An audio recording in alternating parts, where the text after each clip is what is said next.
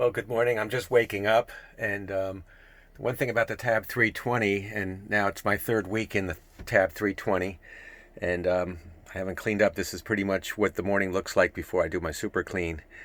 And don't let anyone tell you that this is not a small space. I mean, this is a really, relatively speaking, small space, and you can learn to live tiny, and I do.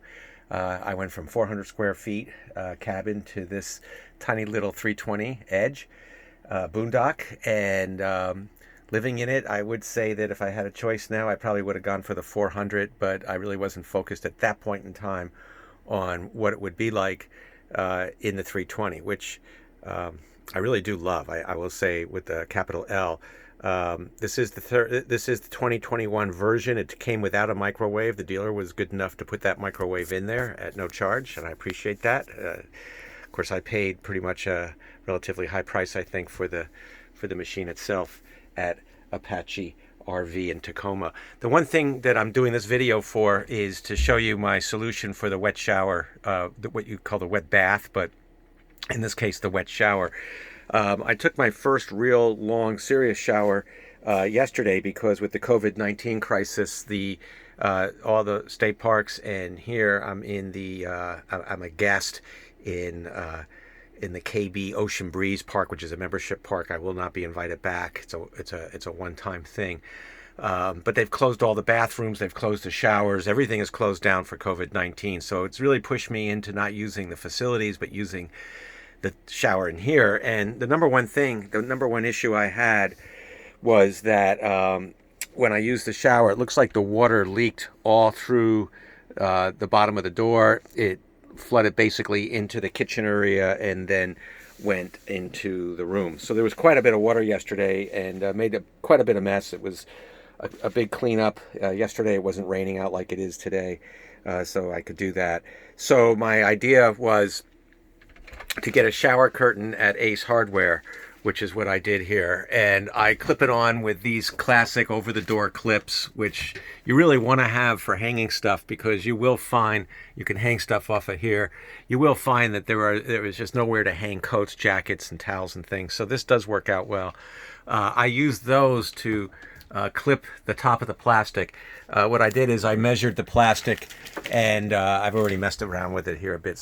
But I measured the plastic so it would fit over the door. I cut a hole for the handle, and then when I'm inside and I close this door, this overlaps the lip here and protects this joint right here, or this spot right here in the door jamb where water leaks through. No matter what they did here, it just didn't work. Okay. I'm pleased to say I'm really level here, that the shower drains out beautifully. I just took a shower. When you sit on the toilet seat, it will indent. It'll drop in. I weigh about 195 pounds. That toilet seat is not designed, or it doesn't feel like it's designed for someone to comfortably sit on, because it just kind of implodes on itself. It's very thin plastic. Sooner or later going to break. So I went at the same Ace Hardware and bought those floor mats that you would use in a shower. I put those over the toilet, and that gives the toilet some support and makes it a lot more comfortable on your butt. And then that shower head is really not a very friendly shower head at all. You have to push in this little rubber button on top right there. It doesn't really work very well. Kind of creates a little shower, but it doesn't work very well. And it becomes unscrewed at the joint, so it leaks quite a bit. There's also no on-off switch, so if you're trying to boondock and you want to really save your water, I've yet to discover a way to turn the water off from the handle. There's no button, there's no clip, there's no valve. I will look more into that.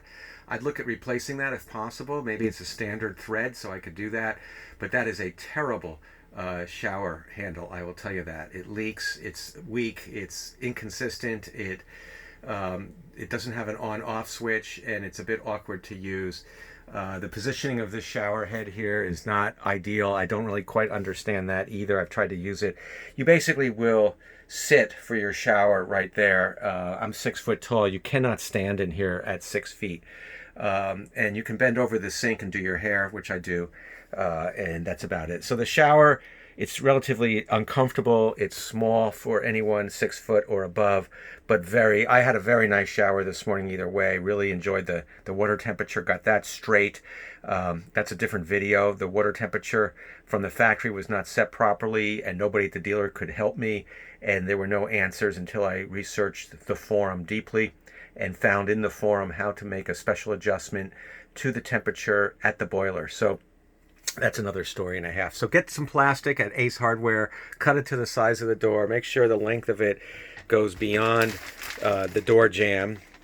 And then what you do when you're in there, and I won't do that, but when you're in there, you can close that, and that will seal off any leakage, which will come in here. So I also put a towel down there just in case, so that if it does leak again, I'm not dealing with a little flood like I did yesterday. And again, I've put all my sheets and blankets away behind the couch, and I'm going to clean up, and I'll do a video to show you what this looks like all cleaned up.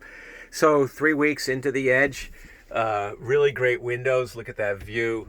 Really nice windows. The screens are really workable, and everything opens up nicely, and you can use this fan on the make it an outtake fan and pull all the humid air out as soon as you're done with your shower, which is nice. Everything is very nice. Microwave works beautifully. All right, I'm going to sign off. Over and out, Dave.